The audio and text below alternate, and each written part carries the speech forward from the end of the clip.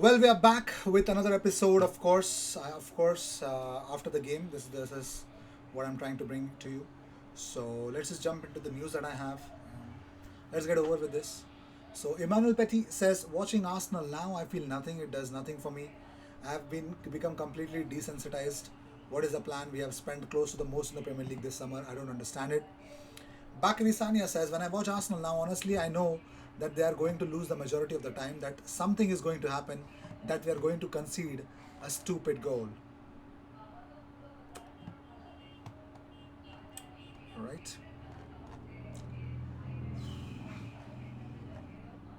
Gary Neville says, it looked like a stonewall penalty. Reece James stepped across Saka. But, anyways, on Lukaku, when that ball dribbles into him, it's like, uh oh. Gary Neville on Lukaku. On Smith Rowe, he says, every time you watch him, he brings the game to life. And Tim Lewis, David O'Leary, and Josh Kroenke were in attendance at the Emirates Stadium today as well. So that is that. So I'm going to throw in some really stat attack on you. You might not like it if you're an Arsenal fan, but you got to hear it out because you got to know how far have we fallen. So Romelu Lukaku posted a non-penalty expected goals figure of 1.41 against Arsenal, the highest return of any player in the Premier League so far this season. He also attempted 8 shots and created chances on 3 or more occasions against Arsenal. Only once before he has been involved in 11 plus of his sides when he was playing for Everton versus West Ham. Mikel Arteta suffered his 20th defeat as Arsenal manager in the Premier League in what was his 60th game, while Arsene Wenger did not register his 20th defeat with Arsenal in the competition until his 116th game. Media doing their duty. In what is their 118th campaign in England's top 4 tiers, Arsenal have opened a league season with 2 defeats and no goals after 2 matches for the first time in their history.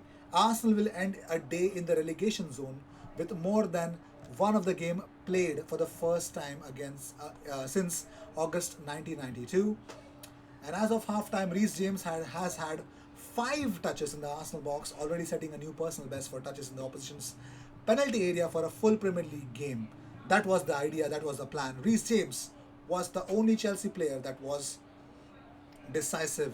So tactically, Arteta was outclassed by one man, and that was Reece James, the only second Chelsea player to score an assist away from home against Arsenal since Juan Mata in September 2012. Romelu Lukaku scored his 114th Premier League goal, overtaking Ian Wright to become the competition's 20th highest scoring player. And he also has scored his first goal for Chelsea in his 16th appearances for the club. Chelsea have only won 3 of their last 14 games against Arsenal in all competitions, losing each of the last 3 games against Arsenal. They changed it tonight, haven't they? And how well?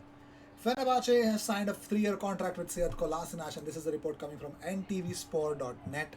They have said that transfer has been done.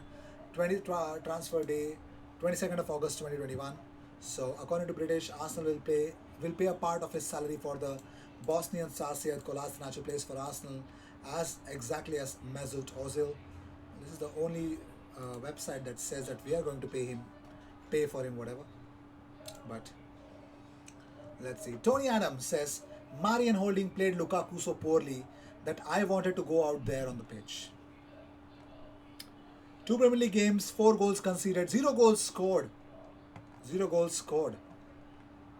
And, well, David Ornstein tweeted out, Ben White ruled out of Arsenal versus Chelsea is unwell. 23-year-old defender would have started against Chelsea, expected to include Romelu Lukaku. That's okay. That's okay.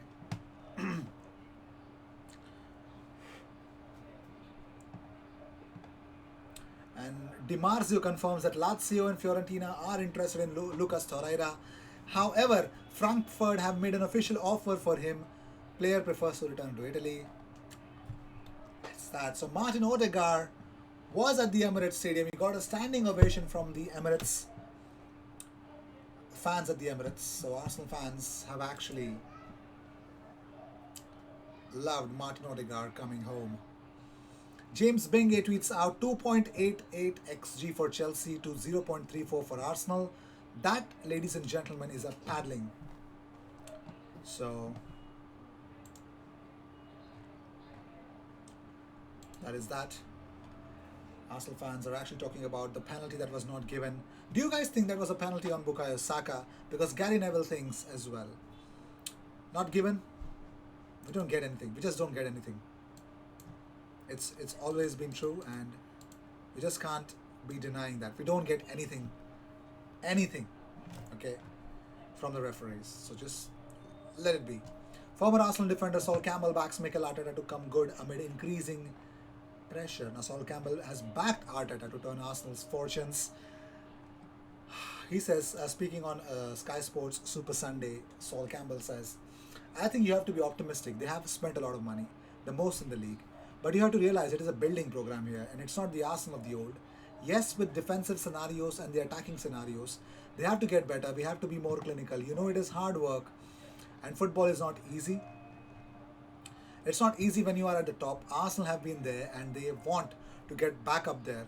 You have to have time. There are some good players out there, but they need time. But there's no guarantee.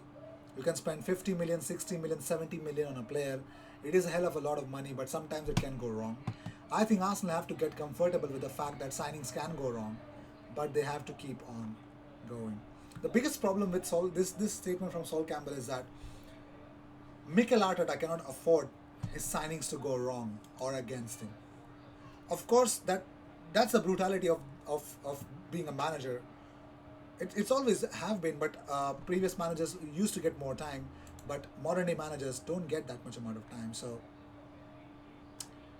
that's what I think. Yeah. But here we go. David Seaman says that I think this is Arteta's judgment season because he has not got everything he wants. He has had a lot of time coaching the players on the training field. He's getting players in that he wants, and the board, to be fair, have backed him. Arsenal's form under Arteta is frustrating but I feel like we are getting somewhere with the money we have spent and the players that have come in. I want the process to get started, and it has not yet. And we have 2 games coming up that could really damage the process and put a dent in it. Seaman put Arsenal's loss to Brentford on the opening day down to the team not being prepared for the physical nature of the encounter. He says the physical side of it was lacking. When you go to somewhere like Brentford, that is what they are going to do. Like Burnley, you know that is what you are going to be facing. So that is that. Well, Manchester City urged that they should sign Pierre-Emerick Aubameyang from Arsenal, and that is coming in from Charlie Nicholas. So he believes that it could be a cheaper option for Manchester City. So he says they could go for someone like Pierre-Emerick Aubameyang. It looks like something is going wrong at Arsenal at the moment, and we do know Aubameyang scores goals. He's got pace and he's got movement. I prefer him on the left, but I could see something like that materialize. It gives Manchester City a cheaper option. He's not good as Kane, but he is as good a finisher as Kane. But that is that. But again, the bigger question was not that. I think the bigger question is the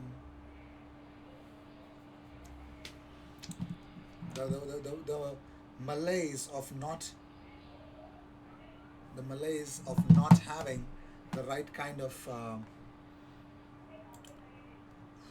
players available. That's the only reason why Arsenal is struggling. But okay, Lucas Torreira's transfer verdict given after Arsenal midfielder makes his transfer intentions known. So former Arsenal forward Kevin Campbell has had his say on the whole Lucas Torreira situation. Now he understands. Football.London understands that the Uruguayan international wants to fight for his place, but Arteta thinks otherwise. So what is the idea? So Campbell says Lucas Torreira, let's be honest, didn't want to play for Arsenal. I don't get some of this. Lucas Torreira did not want to come back to Arsenal. He made it abundantly clear, and all of a sudden now our fan base are talking about why is Torreira sidelined. All of a sudden now I'm right to fight for my place. We never heard of that last year. Where did you hear that last year? Never heard it. A year ago, I had been working for. Okay, that's what Torreira said. So I think of course, Lucas Torreira never wanted to play for Arsenal last season, and even up until this point of time, we were losing to Brentford, and the guy is actually somewhere in Madrid posting in social media, and it was pretty much clear he doesn't want to play for Arsenal. It's just a joke. It's just a joke at this point of time, taking the pace. So what happens in the future, nobody knows. The transfer window has just 9 days left from tomorrow, and how exactly Arsenal are going to deal with the problem that they have in front of them, especially with the virus lurking and targeting one of their players every single day. Will the fans forgive Arteta for another game week? Because it's just 2-0 against Chelsea. It's going to be Manchester City away next, and I'm pretty much sure they will be Arteta out. They're already Arteta out. They will be completely Arteta out, and they will not be coming into the stadium at all for the upcoming games after that as well. The question is, what is Arsenal looking to pull out from the transfer window? And whatever they are going to pull out, is it going to help? Because I have not seen any other club being malaised, facing the malaise of not having their players available because of the virus. Is that a good excuse for Arteta failing in the first two games? I personally believe it is not a very strong excuse, but with the players available and the teams playing, if they and certain things not going our way, we've been moaning about this even when Emery was here, when Wenger was here, that some mistakes costed us the game. We are the ones committing the mistakes, so if we don't do our basics right, I think Arsenal stood a chance with that team to win against Chelsea. I just believe that, but the final, it just did not work that way. So, with this, I'd like to end this episode. Thank you so much for tuning in. If you watch this, thank you so much. Hit that like button if you like this episode. Cheers.